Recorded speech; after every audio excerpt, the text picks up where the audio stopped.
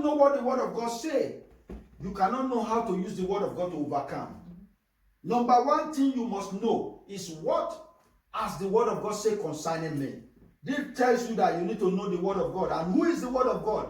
St. John chapter number 1 verse 1 tells us in the beginning was the word. So Jesus is the word of God.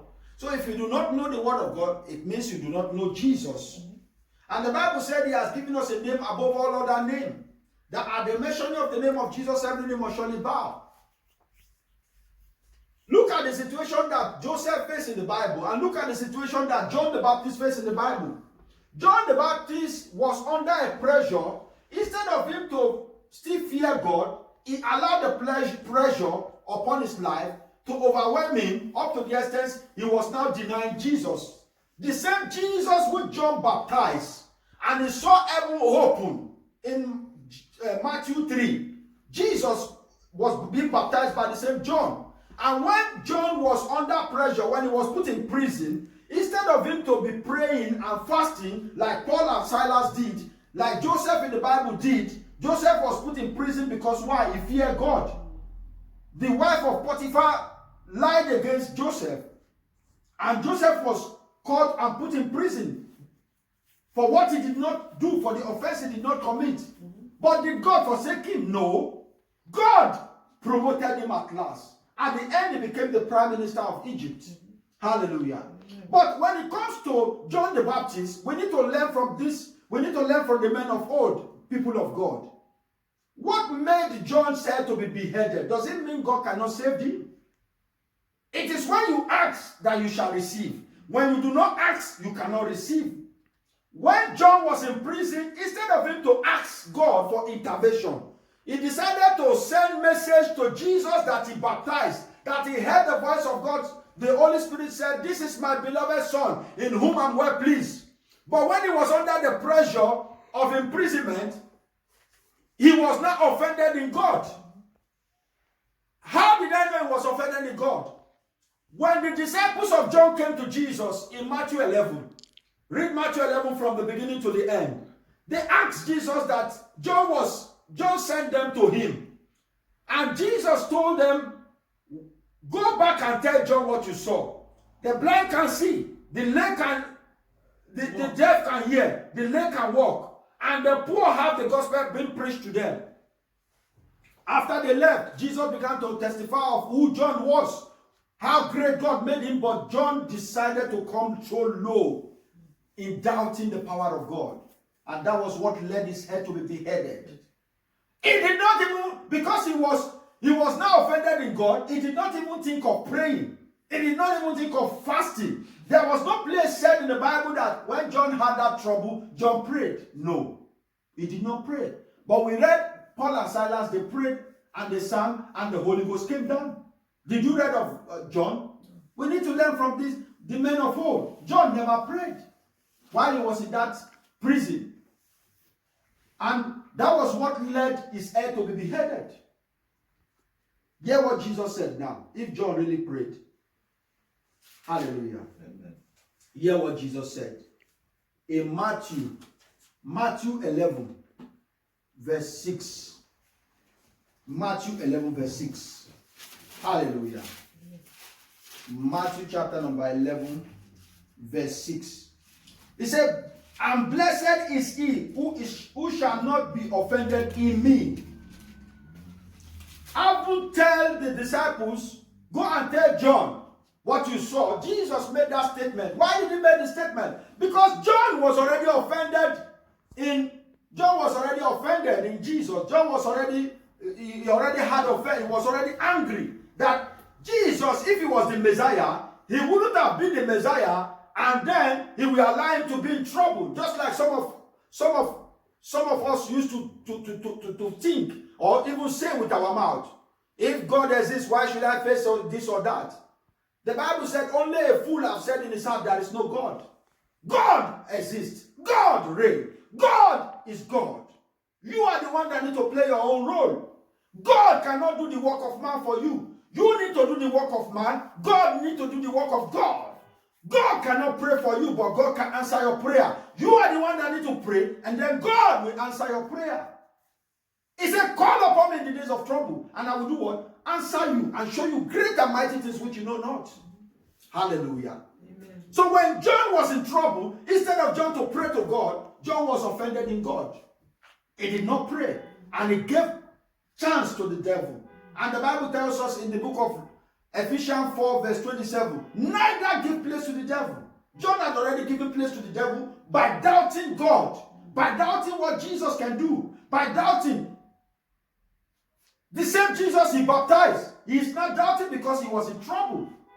Trouble should not make you doubt the power of God. Rather, in your trouble, glorify God, and that's how you will get a way of escape out of that trouble.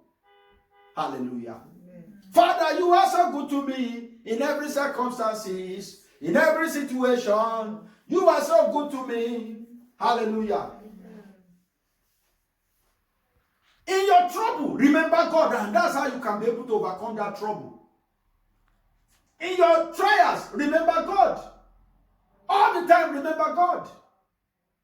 Because it's the way, the truth, and the life. Hallelujah. Amen. Another thing you need to know is you need to know everything that God has said concerning you. After you know God, who is God's word? After you know God's word, you need to know everything that the word says concerning you. What does the word say concerning you? He said you are the apple eyes of the living God. He said you are the head and not the tail. He said everywhere the sole of your feet shall step upon, he has given you as inheritance. He said by the stripe of Jesus you are healed. He said he that dwelleth in the secret place of the Most High shall abide under the shadow of the Almighty. He said no weapon that is formed against you shall prosper. He said you shall not die but live and declare the glory of God. You need to know what the word says concerning you. When you know what the word of God says concerning you, that's how you can be able to pray according to the word of the living God for your life. And that's how you can get answers to your prayer. But the reason why so many are not getting answers to their prayer is because they don't even know what the word says concerning them. It's just like lawyers in the courtroom. They used to know what the Constitution says, and that's how they can be able to defend their clients.